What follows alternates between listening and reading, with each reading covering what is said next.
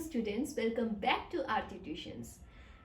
Last class में हमने perimeter सीखा था जिसमें हमने बाउंड्री का मेजरमेंट कैसे करते हैं वो जाना था।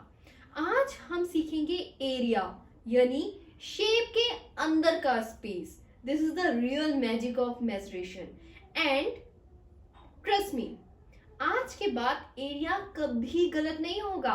बस इस वीडियो में थोड़ा सा टाइम इन्वेस्ट कर दो। अब हम सबसे पहले एरिया शब्द को जानते हैं कि एरिया क्या होता है। जैसे हमें पेरीमीटर का कंसेप्ट क्लियर हो गया था कि एट द एंड कुछ भी बोले निकालनी आपको बाउंड्री की मेजरमेंट है, ठीक है। लेकिन एरिया में आपको बाउंड्री की मेजरमेंट नहीं निकालनी होती है। एरिया में बात हो रही होती है surface covered by the shape. अब जैसे मैंने यहाँ पे एक रेक्टेंगल लिया, ठीक है, तो ये जो ब्लैक कलर की बाउंड्री दिख रही है ना, इसकी बात नहीं हो रही है। ये ब्लैक कलर की बाउंड्री की बात तो पेरीमीटर में होती है। ये जो रेड कलर की शेडिंग है ना, जो पूरा अंदर का एरिया कवर करके बैठी है, हम उसकी बात करेंगे। यही है एरिया। जो ब्लैक कलर से आपको बाउंड्री दिख रही है इस रेक्टेंगल में, ये पेरीमीटर है और इसके अंदर जो एरिया कंज्यूम्ड है रेड कलर से, ठीक है, ये है आपका एरिया। समझ आ रही है मेरी बात? जितनी जमीन ऑक्यूपाइड होती है, जितनी जगह कवर्ड होती है, that is called area. Okay, उसे हम क्या कहते हैं? एरिया।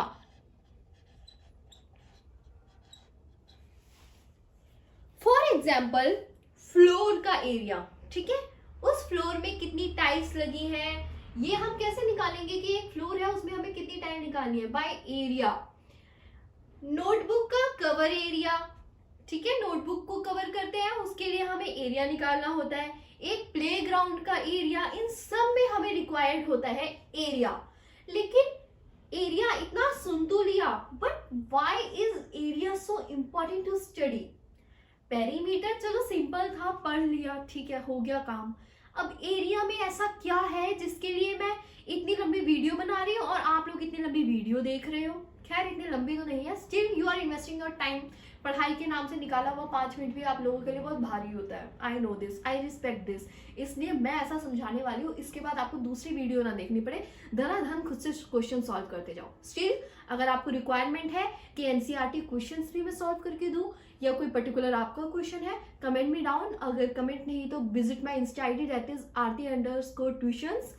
वहां मुझे बोलो, मैं आपके लिए स्पेशलाइज वीडियो बनाऊंगी उस पर्टिकुलर एक्सरसाइज के लिए। और अगर आप चाहें तो मैं हर चैप्टर की एक्सरसाइज की वीडियो बना देती हूँ, जैसा आप बताओ। वैसे मेरा मानना है कंसेप्ट क्लियर होना चाहिए ताकि एक्सरसाइज आप खुद सॉल्व कर सकें, but still I am ready to cooperate. Now let us understand why area is important. हाँ जी, रियल लाइफ में एरिया हर जगह काम आता है, फिर चाहे पेंटिंग के लिए हो, ठीक है।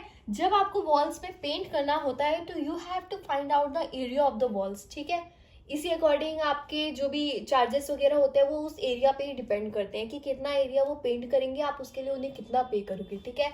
गार्डनिंग, आपको ग्रास वगैरह लगानी है गार्डन एरिया में, या प्लांटेशन करनी है, कुछ भी करना है, तो उसके लिए आपको एरिया तो पता होना चाहिए। नेक्स्ट है टाइल्स वगैरह लगाने के लिए, फ्लोर एरिया पे आपको टाइल्स वगैरह लगानी है, उसके लिए you must know the area, ठीक है। एंड आपको किसी फ्लोर में कहीं पे आपको कारपेट लगाना है, लेकिन वो कारपेट कौन से साइज का फिट बैठेगा उस जगह पे, उसके लिए आपको वहाँ का एरिया निकालना आना चाहिए, ठीक है। बच्चे, this chapter is super practical, daily life में काम आने वाला है, इसलिए इसको सिर्फ मार्क्स के लिए नहीं, डेली लाइफ के लिए पढ़ो, वरना कल को बड़े हो जाओगे, अपने घर में पेंट कराना होगा, अपना खुद का घर बनवाओगे, उसे डेकोरेट करना होगा, अक्ल ही नहीं होगी। इसलिए कह रही हूँ इस चैप्टर पे फोकस कर लो। आगे बढ़ने से पहले की idea of perimeter and area समझ लो एक बार फिर से। पेरीमीटर होता है बाउंड्री, एरिया होता है स्पेस इनसाइड, ठीक है। ये क्लियर रखो डिफरेंस, तभी हम आगे बढ़ पाएंगे। चलो अब बिना टाइम वेस्ट किए शुरू करते हैं एरिया ऑफ रेक्टेंगल। बड़े ध्यान से देखो बेटा, बोर्ड में एक रेक्टेंगल है जिसकी लेंथ है आपकी 5 सेंटीमीटर और ब्रेथ है 3 सेंटीमीटर, ठीक है। अब इसका एरिया निकालना है तो कैसे निकालेंगे, सबसे पहले जान लीजिए एरिया ऑफ रेक्टेंगल फॉर्मूला क्या होता है. This is the formula, area of rectangle is length into breath.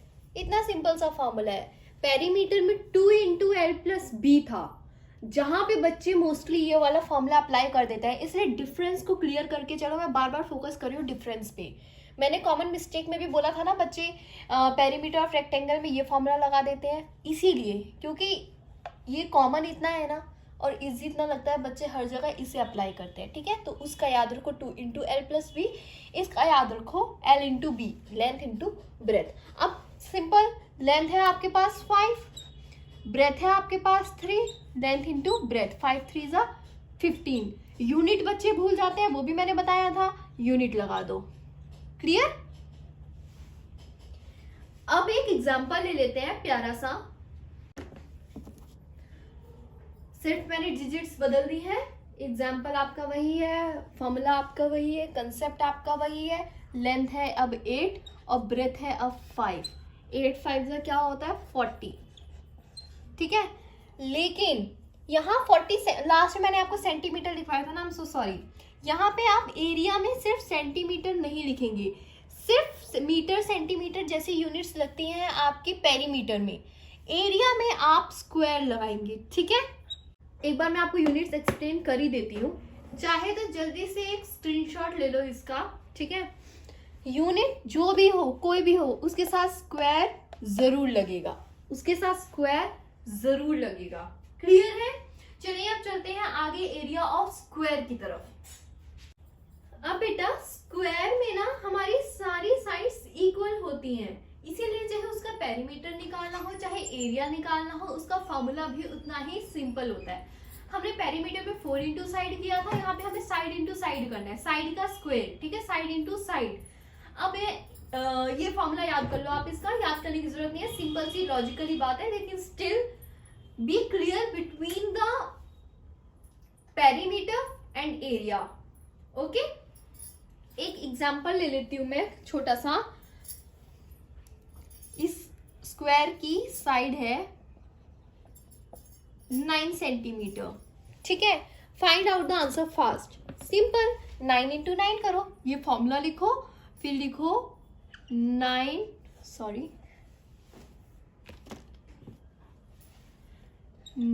Into 9. 9 9 का क्या होता है 81. सेंटीमीटर था तो सेंटीमीटर स्क्वायर, इसको आप स्क्वायर सेंटीमीटर भी लिख सकते हो और ऐसे भी लिख सकते हो, both are correct. Okay, clear है. सिंपल सी टिप दे रही हूं, फिर से समझ लो. 4 साइड्स होते हैं, इसलिए सेम नंबर को हम 2 टाइम्स मल्टीप्लाई करेंगे, same number twice multiply area में. ओके, आई होप याद हो रहा है. नहीं याद हो रहा है तो इसके लिए ना एक फॉर्मूला का नोट्स बना लो. ठीक है, perimeter of rectangle, perimeter of square, area of rectangle, area of square, इनका एक बना लो ताकि आपको याद रहे. और डिफरेंस हमेशा क्लियर रखो, डिफरेंस मत भूलो. एरिया की जगह पेरीमीटर, पेरीमीटर की जगह एरिया का फॉर्मूला नहीं होना चाहिए, काम वहीं पे बिगड़ जाता है बच्चों का. हाँ जी, 3 क्वेश्चन है, बड़े ध्यान से देखो, बड़े सिंपल क्वेश्चन है. पहला क्वेश्चन है floor based. Okay, floor area निकालना है, जिसमें आपको A room is 12 metre long and 10 metre wide, find the area. अब आप देख रहे हैं लेंथ अलग दी हुई है, ब्रेथ अलग दी हुई है, इसलिए रेक्टेंगल लिखने की जरूरत नहीं है, कॉमन सेंस लगाओ. अगर लेंथ और ब्रेथ अलग अलग दी हुई है तो इसका मतलब वो रेक्टेंगल ही होगा. फाइंड द एरिया, तो सिंपल फॉर्मूला लिखना मत भूलना. यहाँ मैं डायरेक्ट आंसर निकाल रही हूँ, बार बार फॉर्मूले मैं नहीं लिख रही हूँ, तो प्लीज आप फॉर्मूला जरूर लिख लेना. अगर आपकी कैलकुलेशन में कहीं मिस्टेक हो भी जाती है तो 1 नंबर बेटा फॉर्मूले का मिल जाता है. ठीक है, स्टेप मार्किंग होती है. एरिया चलो लिख ही देते हैं, छोड़ो.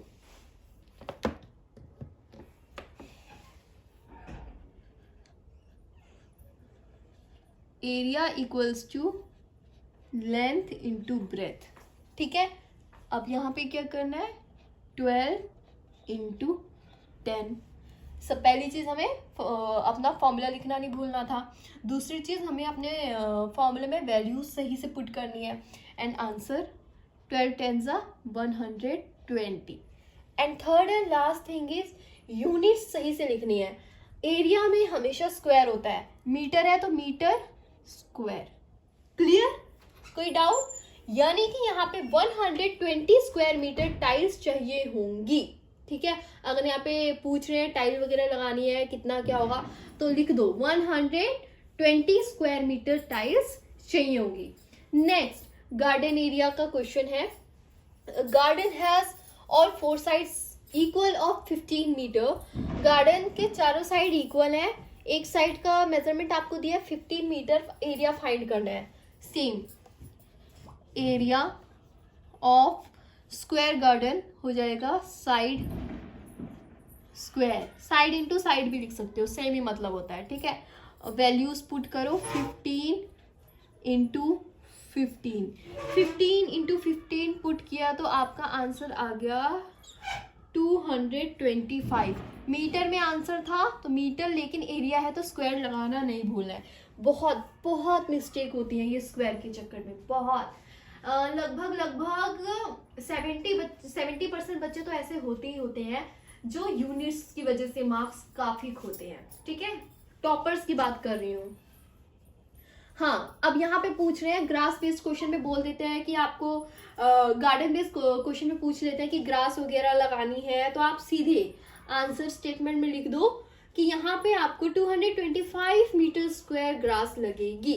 ओके, अब एक नोटबुक कवर का क्वेश्चन है, जगह कम थी मैंने डायरेक्ट लेंथ ब्रेथ लिख दी है। एरिया फाइंड करना है तो एरिया भी वैसे ही फाइंड कर दो, length into breadth. Area equals to length into breadth हो गया 30 into 18 that is 540 square centimetre. Clear? I hope समझ आ गया। यहां तक आए हो तो बस ये एंड होने वाला है, ज्यादा परेशान होने की जरूरत नहीं। जल्दी से कॉमन मिस्टेक्स और कुछ क्वेश्चन प्रैक्टिस कर लेते हैं। खत्म, थोड़ा पेशेंस और। सबसे पहली मिस्टेक, एरिया ऑफ रेक्टेंगल में वो l+b लिख देता है, क्योंकि पेरीमीटर में 2 इंटू l+b होता है ना, तो वो l+b ब्रेक करके l+b लिख देता है, which is wrong. Instead the correct is l into b। Second most common, और पढ़े लिखा बच्चा, मतलब बहुत बहुत बहुत बहुत होशियार बच्चा भी जो होता है ना क्लास का, वो यहाँ नंबर खोता है। यूनिट लिखना भूल जाते हैं, और अगर लिख भी रहे हैं तो एरिया में तो स्क्वायर लिखना होता है ना, पक्का ही भूल जाते हैं। Last is area of square, वो 4 इंटू साइड लिख देते हैं, जो कि पेरीमीटर ऑफ स्क्वायर है, बल्कि एरिया ऑफ स्क्वायर तो होता है आपका side square. Okay, this is wrong, this is right. Clear है? अब जल्दी से 3 प्रैक्टिस क्वेश्चन, थोड़ा सा सब्र और। बस वीडियो के एंडिंग में आ गए हो आप लोग, थोड़ा सा सब्र रखो। फर्स्ट क्वेश्चन है जिसमें आपको लेंथ गिवन है 14 सेंटीमीटर, ब्रेथ गिवन है 6 सेंटीमीटर, एरिया फाइंड करना है। तो area of rectangle length into breath, तो एरिया हो गया 14 इंटू 6। और हाँ, जिसको मल्टीप्लीकेशन टेबल, अब यहाँ पे तो 14 का टेबल लगेगा ना, सीधी सी बात है। तो मल्टीप्लीकेशन टेबल्स वगैरह में जहाँ भी लोगों को कंफ्यूजन होती है ना, उसके लिए मेरी टेबल ट्रिक वाली वीडियो देख लो, उसके थ्रू आपकी सारी टेबल्स आपको बहुत अच्छे से याद हो जाएंगी, ट्रस्ट मी। यहाँ 14 इंटू 6 हो गया आपका, मैं उन्हीं ट्रिक्स के थ्रू टेबल निकालती हूँ। आई डोंट हैव डन रट्टाफिकेशन of all the tables till 20 और 30, नहीं। मैंने 10 के आगे मैंने कभी टेबल याद ही नहीं की, पता नहीं ऑटोमेटिक वो ट्रिक्स फिट होती गई, और वही ट्रिक्स मैंने आपके साथ उस वीडियो में शेयर किया है, तो जाके देख लें आप, ठीक है, मेरे चैनल पे जाके देख लें आप। 14 इंटू 6 होता है आपका 84 सेंटीमीटर, और साथ में स्क्वायर लगाना नहीं भूलना। अगला है साइड 11 सेंटीमीटर और एरिया फाइंड करना है, तो मतलब यहाँ पे आपका स्क्वायर है, तो 11 इंटू 11 क्या हो जाएगा 121 स्क्वायर सेंटीमीटर। और थर्ड है area has length 20 centimetre and breadth 9 centimetre, find its area. और बहुत बेसब्री से इंतजार कर रहे होंगे कि इसका आंसर क्या होता है। मैं नहीं बताऊंगी, मुझे आंसर चाहिए कमेंट्स में। अगर आपको यहाँ तक समझ आया है और इतनी लंबी वीडियो देखी है तो आंसर दे दो ना, मुझे भी शांति मिल जाए कि हाँ मेरा पढ़ाया हुआ आप लोगों को समझ आ रहा है, ठीक है। And that was it for today. Area is super easy, right? And आप लोगों को कोई भी डाउट हो तो कमेंट में जाके पूछ लेना, या तो फिर RT_tuitions is my Insta ID, वहां पे आप मुझे DM कर सकते हैं. And yes, don't forget to like, comment, share and subscribe to my channel. Thank you.